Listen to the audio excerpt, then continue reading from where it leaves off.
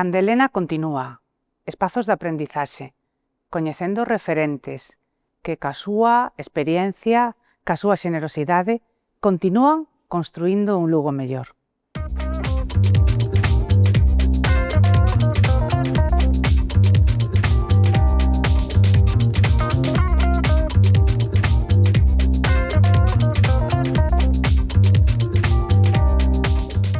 Hoxe acompáñanos Tito Margaride.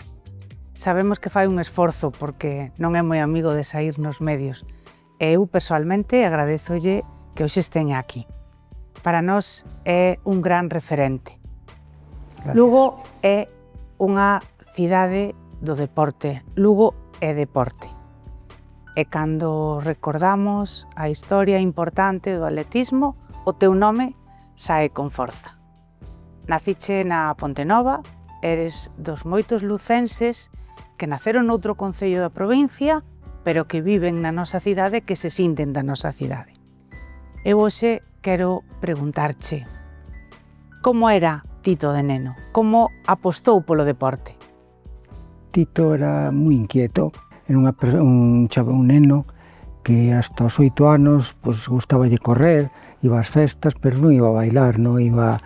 Xoaba con equipos todo a correr polos distintos campos ao redor da festa, claro. O atletismo empezou pois, aos 10 anos. Hoxe é un deporte con moitos seguidores, un deporte moi practicado. Probablemente naquela época non o era tanto. Que che aportou a ti o atletismo? Me aportou pois independencia, me aportou que eu me encontraba cómodo, me encontraba ben, encima, pois, claro, aquilo que faz millor, que destacas, pois, millor aínda, non? Recordas a primeira vez que corriche en serio? Sí, quizás con 10 anos foi unha carreira polo San Lucas da Pontenova, que era ali a festa, igual nas mesmas fechas que son San Froilán aquí en Lugo, corrín esa carreira, nela pois, non había tanta participación como hai nas carreiras, non? Como ben dixeches, pois, naquela non era un deporte de masas.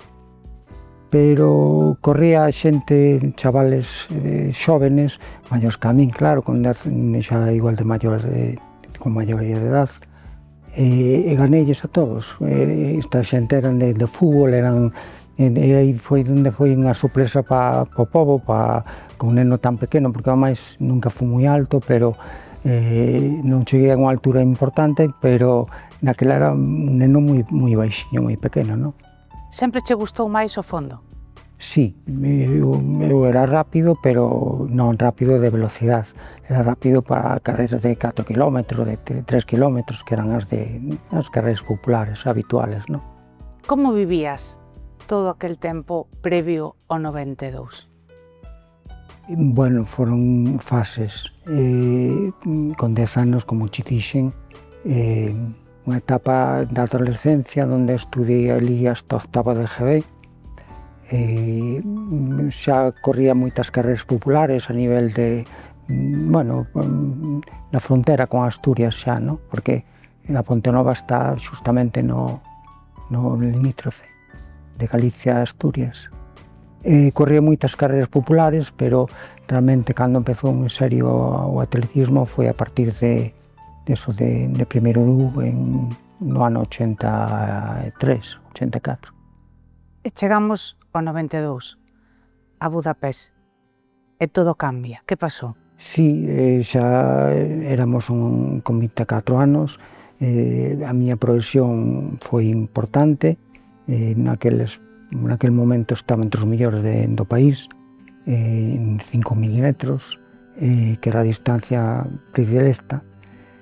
Pois foi o día da competición cando enfermei, competía pola tarde, salín a competir pola mañá despaciño e sufrín moitos, que un principio pensei que fora simplemente un mareo porque nunca perdí un coñecemento, pero a enfermedade foi quedando desa forma, non? Que pasa pola túa cabeza nese momento? Bueno, nese momento, pois, non sabía o alcance que tiña aquelo. Podía ser unha cousa máis sencilla, pero non era capaz a pensar o que realmente sucedía, non? E cando xa eres consciente do que sucedía, como te reposa todo eso? Bueno, foi un momento de asimilación, o estar rodeado da xente que me apoiou toda a vida, como era o meu entrenador, Mariano Castiñeira, que por certo foime a buscar a Budapest, concretamente, el e a miña muller. Foi, pois, cando me din cuenta xa, quizás pasaran moitos días, non? Do que pasou. Pero a vida sigue. A vida xa continúa. Ti repuxéchete e é unha lección increíble. Por iso decía que para nós é un enorme orgullo que hoxe compartas ese espacio con nós, porque eres un referente, porque a vida a veces pois tennos estas pedras que atopamos no camiño e a capacidade de repoñernos é precisamente o que temos que destacar e do que queremos aprender. Que pasou despois? Que despois foi un proceso de recuperación pequeniño, breve, porque no ano 90, xa no ano 94, 2 anos despois de ter o ictus, pois empecé a entrenar un pouco en serio.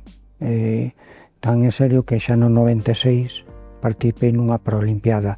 Para ir a unha Paralimpiada hai que ter uns requisitos, unha certa importancia no país, non? Para poder acudir, porque, bueno, é máis difícil no deporte, digamos, normal, pero tomei en serio no sentido de que era un reto, a vida non se parte no momento de que tú veches que deixar o deporte de competición de alto nivel, por definirlo de unha maneira. Busquei, pois, un mecanismo onde pudera eu valerme da miña situación personal, non? E chegaron as medallas. Bueno, as medallas tardaron uns anos. Pois no 98 foi o mellor éxito, que era campeón do mundo en 800 metros, perdón, en 1500 metros. Bueno, un campeonato do mundo a mí nunca me gustou, gustoume sempre máis unha olimpiada, está claro. Pero a olimpiada chegou unha medalla.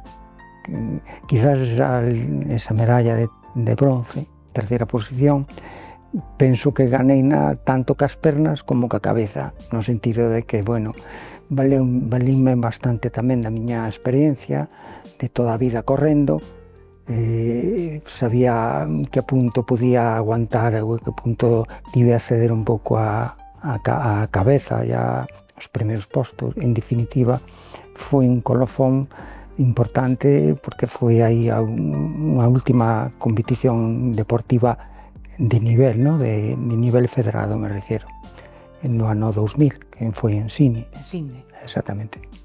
E un consello que lle darías a algún deportista ou a un lucense que na súa profesión se atopa esa pedra no camiño dun problema de saúde, dunha dificultade que parece que todo se acaba. Que consello lle darías? Non todo se acaba, é dicir, que hai que mirar para diante. Eu son un deportista, era un deportista, me considero, porque agora sigo facendo deporte, aunque non é competir, non é correr, non é competir, pero que sempre hai unha situación que